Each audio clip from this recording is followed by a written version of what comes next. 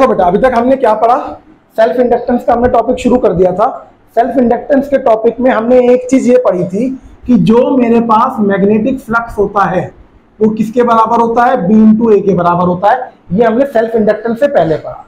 फिर उसके बाद जब सेल्फ इंडक्टेंस पे आए उस पे हमने ये पढ़ा कि मैग्नेटिक फ्लक्स ये actually directly proportional to current होता है, तो उसका डायरेक्टली प्रोपोर्शनल का साइन हटा के हम मैग्नेटिक फ्लक्स इसको कह देते हैं, which is equal to L into I, and this L is equal to constant of self inductance। ये L ही हमारा कांस्टेंट है सेल्फ इंडक्टेंस का। सेल्फ इंडक्टेंस क्या है, मेरे पास अगर कोई एक कॉइल है और उस कॉइल के अंदर मैंने करंट को छोड़ा, मतलब कि उसको किसी EMF से जोड़ दिया, तो क्या होता है, नेचर के लॉ के अकॉर्डिंग, नेचर का law, first law of electromagnetic induction में हमने क्या देखा कि कोई भी चेंज होएगा ना, उस चेंज को अपोज किया जाएगा। तो यहां पे क्या होता है, करंट चेंज होता है, करंट बढ़ता है, इसकी वजह से ये फ्लक्स चेंज होता है। किसमें, इस वाली सोलेनॉइड में। इस सोलेनॉइड का जो एरिया है इसमें एक फ्लक्स चेंज होता है और उस चेंज इन फ्लक्स की वजह से एक अपोजिट डायरेक्शन में एक EMF क्रिएट होता है, जिसकी वजह से अपोजिट डायरेक्शन में एक करंट इंड्यूस होता है। वो करंट कितना इंड्यूस होता है वो हमने देखा था सेकंड लॉ ऑफ फैराडे में, E = -d∅/dt, और ये -d∅/dt कितना है, फाई है बेटा मेरा, L × I। तो हम इस निष्कर्ष पे पहुंच चुके थे कि इंड्यूस्ड EMF हमारा किसी एक इंडक्टर कॉइल के अंदर, जिसके अंदर सेल्फ इंडक्टेंस होती है, it is equal to -L di/dt। ये अभी तक हमने देख लिया। ये माइनस का साइन मतलब ये है कि जो EMF इंड्यूस हो रहा है वो अप्लाइड EMF के अपोजिट डायरेक्शन में है। di/dt क्या होता है, di/dt हमारा rate of change of current होता है, समय के हिसाब से करंट में क्या बदलाव आ रहा है। तो इसके लिए हमने इंडक्टेंस की, इसकी एक डेफिनेशन भी कैलकुलेट करी थी कि what is L, L is that EMF, L is equal to E/di/dt, और हमने ये कहा था if di/dt is equal to 1 ampere per second, मतलब कि अगर ये rate of change of current 1 ampere per second के बराबर हो गया तो जो इसका जो कांस्टेंट की वैल्यू है वो और कुछ नहीं, इंड्यूस EMF के बराबर हो जाएगी। ये अभी तक हमने पढ़ा था, ठीक है। अब इसके आगे हम क्या करने वाले हैं, हम ये देखने वाले हैं कि जो ये आपका इंडक्टेंस है या कांस्टेंट ऑफ सेल्फ इंडक्टेंस है, इसकी SI यूनिट क्या होती है।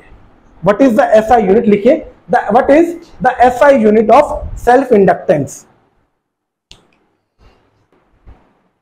What is the SI unit of self inductance. अगर मैं आपसे पूछूं SI यूनिट क्या होती है सेल्फ इंडक्टेंस की, इसकी यूनिट क्या होगी, L की यूनिट मुझे निकालनी है। इसकी L की यूनिट होती है बेटा E। E क्या है, चाहे इंड्यूस, चाहे EMF इंड्यूस हो चाहे लगाया था, उसकी यूनिट तो बेटा वोल्ट रहेगी, डिवाइडेड बाय DI, चाहे छोटा करंट हो चाहे बड़ा करंट हो, करंट की यूनिट तो एम्पियर रहेगी, ठीक है, डिवाइडेड बाय टाइम, टाइम की यूनिट तो बेटा सेकंड रहेगी। तो ये है आपका कांस्टेंट ऑफ सेल्फ इंडक्टेंस, उसकी यूनिट होती है वोल्ट सेकंड पर एम्पियर, ठीक है। और इसको नाम दिया जाता है दिस वोल्ट सेकंड पर एम्पियर, या इसको मैं कहूं, अगर इस सिस्टम के अंदर, बेटा एक बार आगे देख लो, अगर इस सिस्टम के अंदर आपका जो EMF इंड्यूस होगा, अगर EMF इंड्यूस हुआ 1 वोल्ट और जो rate of change of current था वो भी 1 एम्पियर पर सेकंड था, तो उस समय जो आपका इंडक्टेंस की वैल्यू है वो 1 वोल्ट के बराबर हो जाएगी।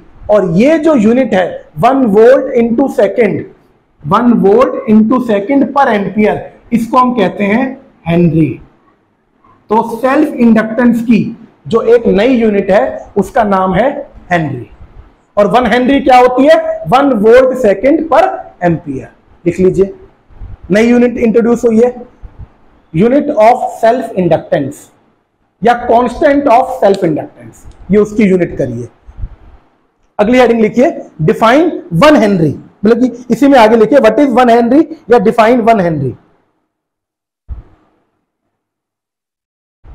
लिखिए इसमें, when rate of change of current is 1 ampere per second, when rate of change of current is 1 ampere per second, at that time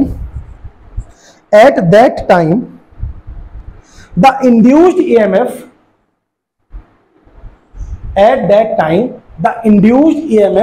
is 1 volt. At that time the induced EMF is 1 volt, and hence the inductance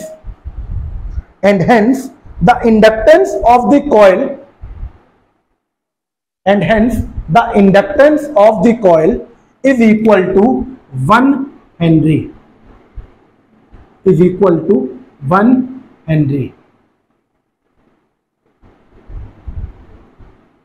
ठीक है बेटा, ये नई definition है तो आपको याद होनी चाहिए व्हाट इज 1 हेनरी। ठीक है। अच्छा, लास्ट क्लास में आपको मैंने ये भी बताया था कि जो ये कांस्टेंट ऑफ सेल्फ इंडक्टेंस है, यहां पे आप देखिए, जो ये कांस्टेंट ऑफ सेल्फ इंडक्टेंस है, ये इंड्यूस्ड ईएमएफ पे डिपेंड करता है या rate of change of current पे डिपेंड करता है?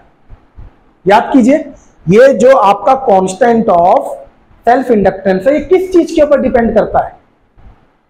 लास्ट क्लास में लिखवाया था कि ये डिपेंड ना तो इंड्यूस ईएमएफ के ऊपर करता, ना rate of change of current के ऊपर करता, ये केवल और केवल आपकी कॉइल की कंस्ट्रक्शन के ऊपर डिपेंड करता है। याद आया? और कुछ याद दिलाने के लिए आपको एल का फॉर्मूला भी बताया था। What is the L? Value of L I थी आपकी N square A into L mu not into I. शायद ये वैल्यू थी एल की, आई नहीं था, चलो आई नहीं होगा।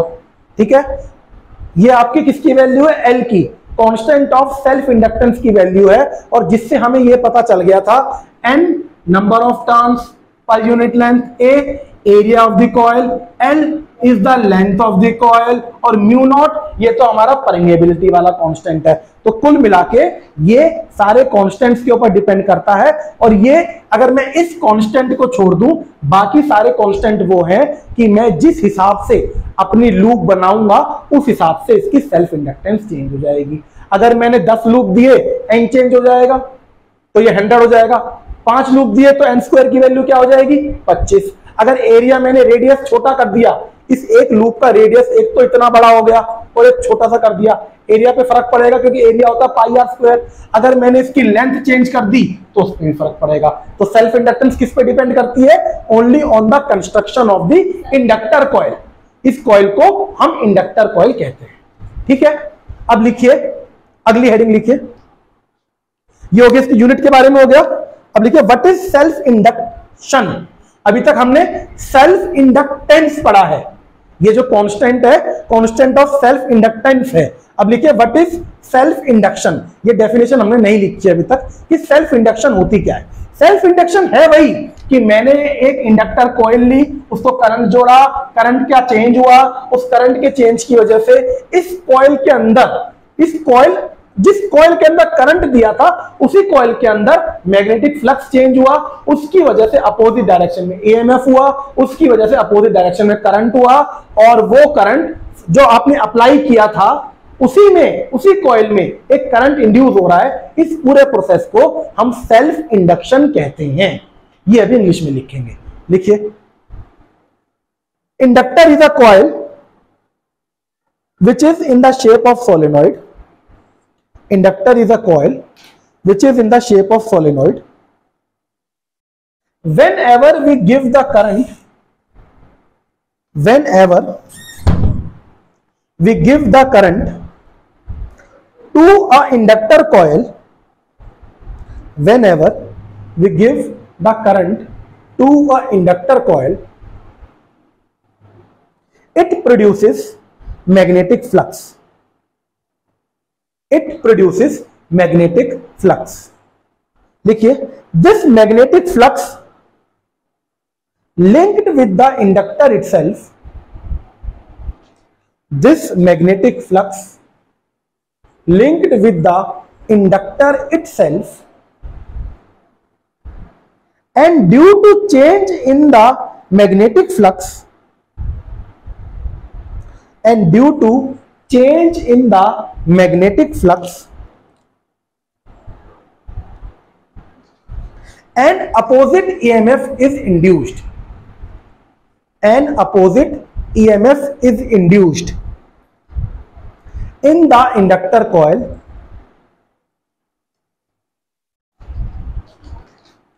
This process is known as self-induction. This process is known as self-induction.